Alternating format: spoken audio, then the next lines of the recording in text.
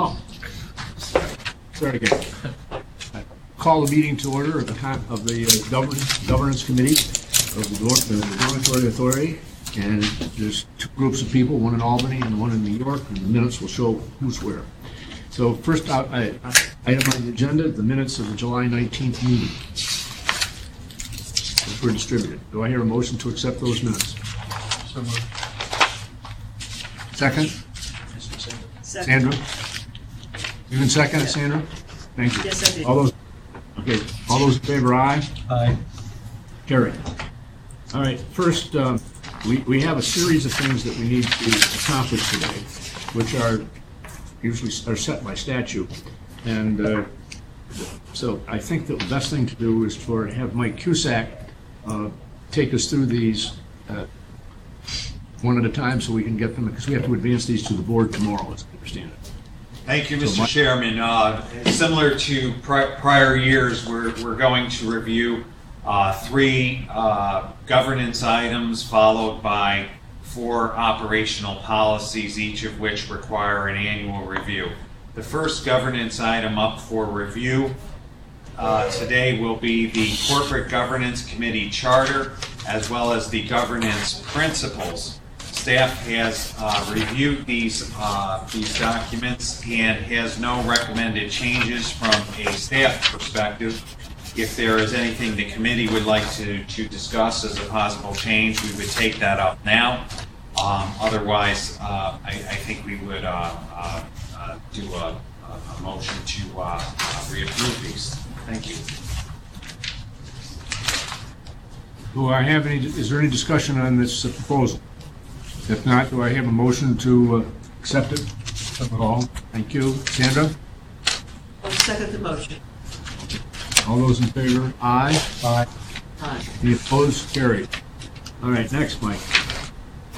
The second item up for review, it consists of one large document with a long title that has 3 parts. It is the mission statement, performance measures, and the metrics to quantify performance goals. And this year, staff has some minor typographical conforming changes to Goal 1 on the metrics to quantify performance goals, insertion of the word "the" in the first asterisk item, as well as changing a reference from the word "we" to the title acronym, for DASNY, so that reads as a official DASNY item.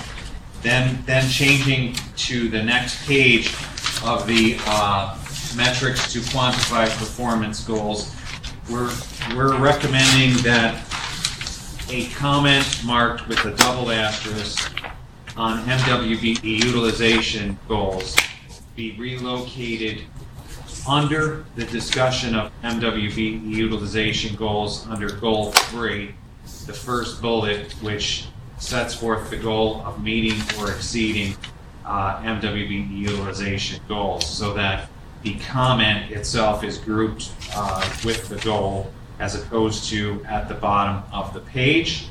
And the comment itself, the wording stays the same. And what the purpose of that wording is, just for review, is to acknowledge that any MWBE utilization goals that we set or pursue are subject to adjustment in accordance with applicable law, including the procedures that ESD has adopted at 5 NYCRR Part 140. These regulations permit, under certain circumstances, the modification of applicable utilization goals at any stage of the process. So it can be done at the front end when the utilization plan is presented. It can be done as you're working your way through the project and realize that you've hit a roadblock or a challenge that can't be overcome, and the goal needs to be adjusted, and it can be done at the conclusion of the project. So with that being said, those are the 2 recommendations that staff has for changes to the metrics to quantify performance goals and measurements. Does anyone have any questions of Mike or observations or other questions about this topic? Do I hear a motion then to accept it? Sandra? Second? Thank you. All those in favor, aye. Aye. Aye. Carried. All right, next, Mike. The next item for review for annual review is the DASNY bylaws. And staff, in response to comments received through our December activities and involving bad weather I believe it was in the month of January, we have proposed in draft form for discussion by the committee an amendment to section 3.7 of the bylaws, which deals with meetings by video or a telephone conference. The proposal is to provide an additional grounds for the chair to determine in a situation where the members need to meet that the participation and attendance would be official if the meeting were held by video conference equipment due to inclement weather conditions. The language that's in the provision at the red line at section 3.7 does mirror the process that's been in existence prior to that, where it is not possible or practicable to bring a quorum of the board together at a single location. That the chair also has the ability to call a special or regular meeting by video. So this would be an additional reason for holding the meeting by video in cases of inclement weather. Turn it over to you, Mr. Chair, for any comments or discussions. I have a real problem with this proposal. I think that, first of all, I don't see with inclement weather how we're going to meet the proper noticing requirements, which I believe are 72 hours or set by statute. And it's, to me, overall, a public authority members have an obligation to go to the meetings, and the meetings have to be in public, and it has to be easily accessible by the public, so anybody who wants to go has an opportunity to be there. It's not a question as to whether they come, it's just have an opportunity to be there. I believe that this is not, I don't think this is good governance, simply said, and I oppose it. John? Yeah. I have a question. My question is, does it address your reasons for opposition? My question is, why is this necessary? Does the chair not have that authority now? I mean, the language just above it says the chair determines there's a need under circumstances where it's not possible or practicable to bring people together. Isn't that authority already there, whether or for other reasons? I think that the situation we're trying to address is the situation where, let's say, 6 members, a quorum, can get to New York City. Let's say, hypothetically, that a meeting was scheduled for New York City. So you could get a quorum in New York City, but it was important for as many members to participate as possible, and we wanted to maximize that participation. This would give you the ability to, in cases of inclement weather conditions, to have the meeting by video, even though you could get a quorum at the same location, as per the first sentence. So Okay. that's what the drafting was. That's the half of a loaf we were trying to come up with. Okay, Would this require that you actually have a quorum in one location? In order, or I'm a little bit unclear how it would operate in practice. That's a good question. You mean, Paul, if you might have 5 one place, 4 another place, and a quorum in no single location? Yeah. Is that what you're asking?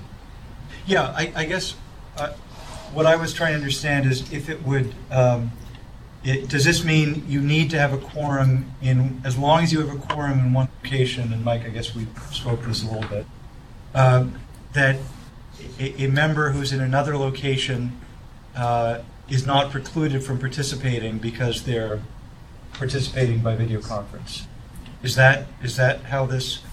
And that is to say, if you could not get a quorum in one location, then you could not take advantage of this provision. I don't know who can add. Mike? Right, if you can't get a quorum, just generally speaking, what's already existing in the bylaws would be the provision that you would look at that says it's not practical to get a quorum so you can do a video. This would solely relate to you have a quorum somewhere, but you want to be able to have a member who can't get there because of weather be able to participate and it's frankly have their vote count. And So basically, from a video's perspective.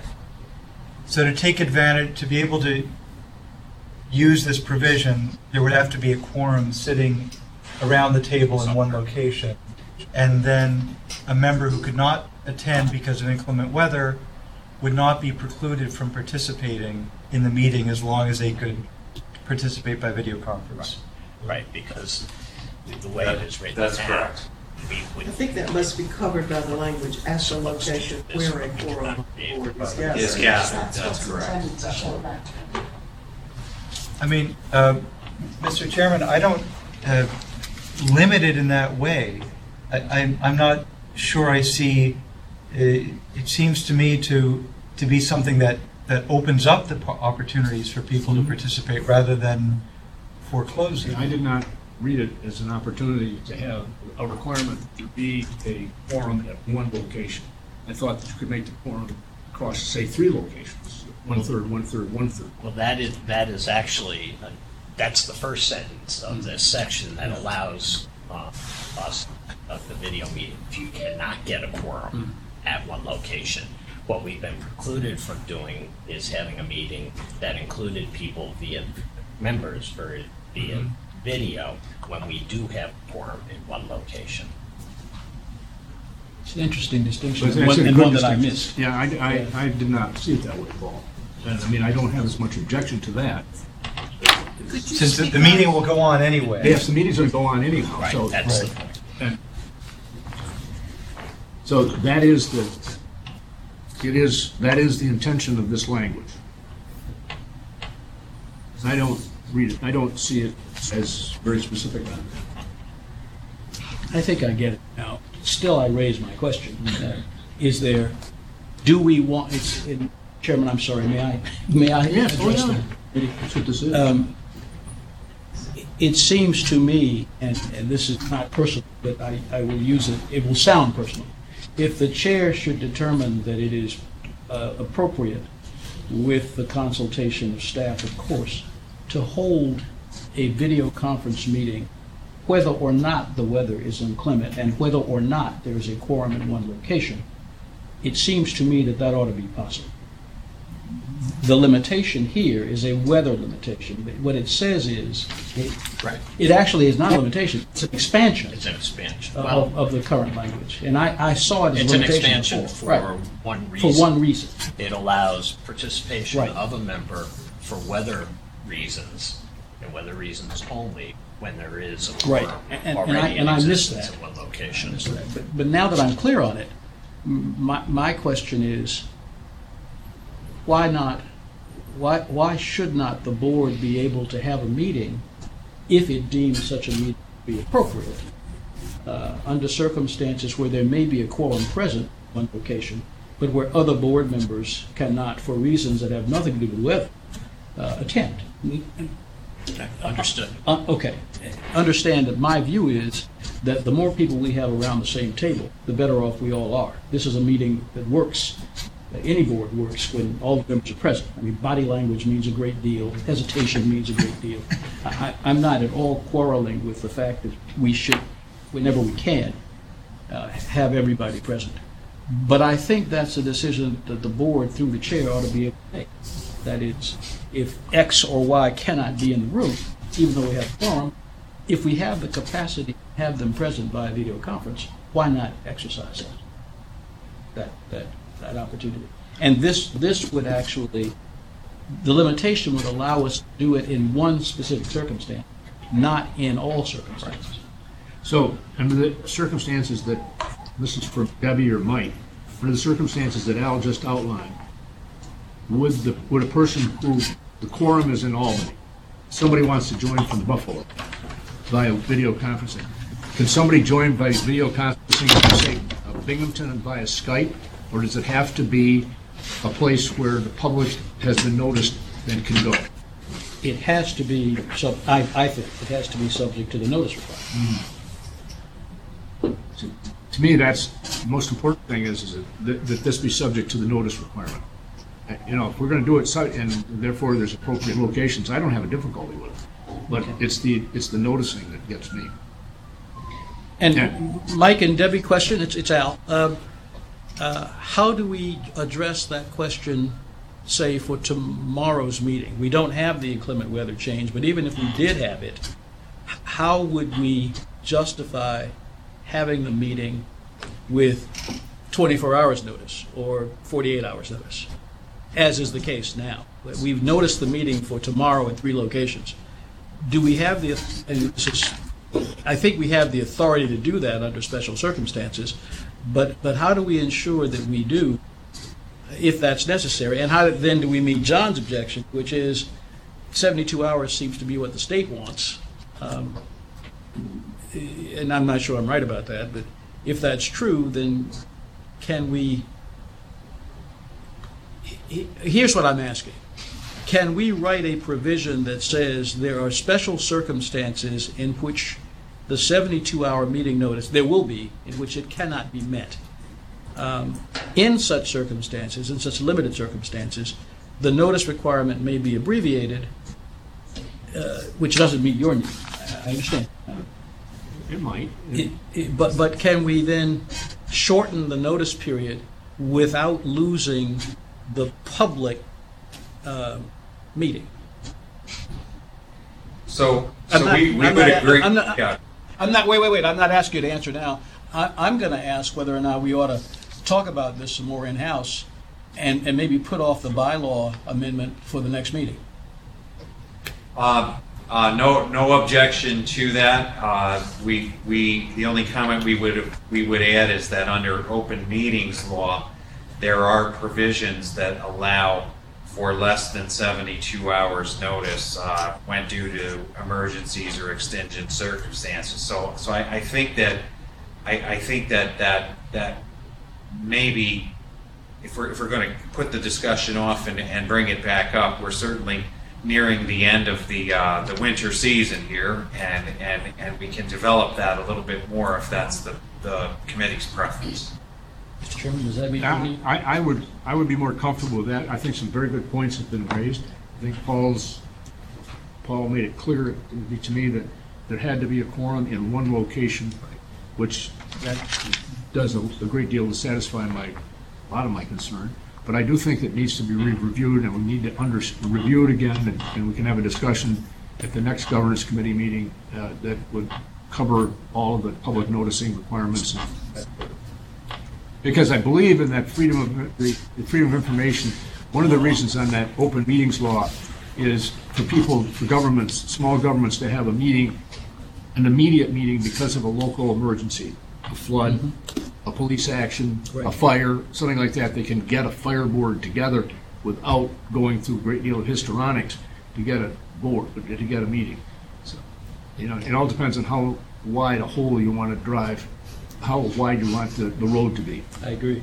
In these cases, the primary meeting, shall we say, has already been noticed, and it's been noticed for an extended period of time. So what you're doing is you're adding locations to it. There may be some opportunity. That may be there. the opportunity. So I think it needs to be. think it needs to be reviewed. Mr. Chairman, if we're done with that discussion, may I raise a question? Certainly. Under Section 3. Well, go ahead.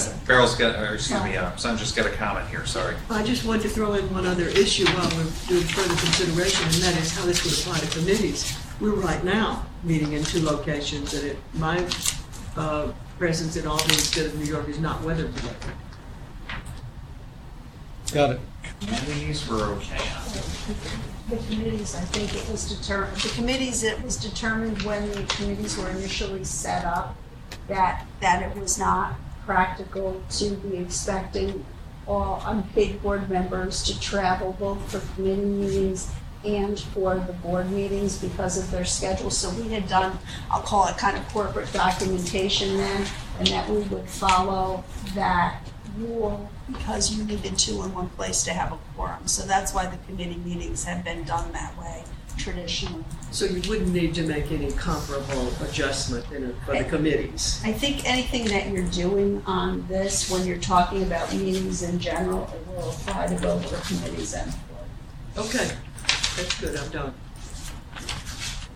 One last question about the bylaws, Mr. Chairman. If you go to section 3.8, presiding officer, what that section says is that the chair is the presiding officer. If the chair isn't available, the vice chair is the presiding officer. And if the vice chair isn't available, then the board selects who the presiding officer will be. I'd like for the committee to consider adding the office of the secretary as a third person in line to run the meeting in the event the chairman isn't available and the vice chairman isn't available. At that point, you're probably going to be running out of We wouldn't have a quorum, that's exactly right. No, I agree, and it's not going to happen, but if it were to happen, I think that there ought to be another office added to that paragraph. I don't have an objection to that, but that's up to, I think we need to hear from the council's office on that. Well, since they're going to report out again. Yeah, they they're can gonna report this that. out later. Why don't they report that out later on? So then, why don't we, based on this conversation, why don't we get some motion here that readopts our current unchanged bylaws? And then we can go ahead and have a conversation about changes at subsequent meeting. That's fine with me. I'm fine. Is that all Has right there with ever you? been a public person attending except that woman on the Union story? Yeah, we've had a couple of Yeah. newspaper people. Oh, that's right. Yeah, that's right. All right, so I have a motion, I guess, to readopt the old bylaws. Second? Second. All right, all those in favor, aye. Aye. Mike, next. Thank you. Next, we have 4 operational policies which require an annual review. The first up is the Code of Ethical Conduct for Board Members. We've reviewed this internally at a staff level. There are no recommended changes at this time. So I'll turn it over to you, Mr. Chairman, for discussion. And if there are no changes, we can just vote to adopt it as is. Do I hear any conversation about this? Maybe, does anybody have any questions about either of these, any of these guidelines that we are proposed to readopt? If not, can we do it in one? An omnibus motion? Yes. I'd like that. That's your decision. Yeah. Well, it's fine with me. Yes, and for the record, staff has no recommended changes to the whistleblower protection policy, the time and attendance policy, or the guidelines pertaining to disposition of real property. We've reviewed all, and they're in good form for this coming year. So we'll entertain a motion. All guidelines. All right. Second. All right. All those in favor, aye. Aye. The adoptions are the guidelines have been adopted. All right. Now we'll switch to the annual board evaluation, which was distributed, correct? Yeah. I'll point out, as you look at the numbers, my first evaluation, first one, we had 10 people. The results were distributed? No, the results were not, just the evaluation. Yeah. So Well, that just I makes it haven't very seen difficult to discuss the results. Question? So, There's the option for an executive session on this, and it's up to you, Mr. Chairman, if you want to have that. right now, nobody has copies of it. So, I don't think we need an executive session on that. I'll just make a couple of observations, and then we will have to have a discussion about this. And I know I've talked to Sandra about this, but first observation is that the good news is that we had more people participate this year than last year. And so when you evaluate that, there are a couple of areas that I would call to attention when these are distributed, and maybe we'll be able to generate some ideas after you've had a chance to evaluate that. We still are having some questions about, as a board, at our effort to set measurable performance goals. John, let me suggest that, one man Yeah. suggestion, that until all the members have had a chance to take a look at this, that it might make Be more better, sense. okay, Yeah. that's fine. Because we can't respond. That's right. I think that people need to look. So when we distribute these, we need to distribute the 2018 and the 2017 results so people can make comparisons. Terrific. Okay? Terrific. I'm sorry, I thought that they'd been distributed. I did not know that that was part of the conversation. So, Okay. with that, is there anything else to come before the governance committee? All right, accept a motion to adjourn. So moved. Sandra, Second. we've adjourned. Second.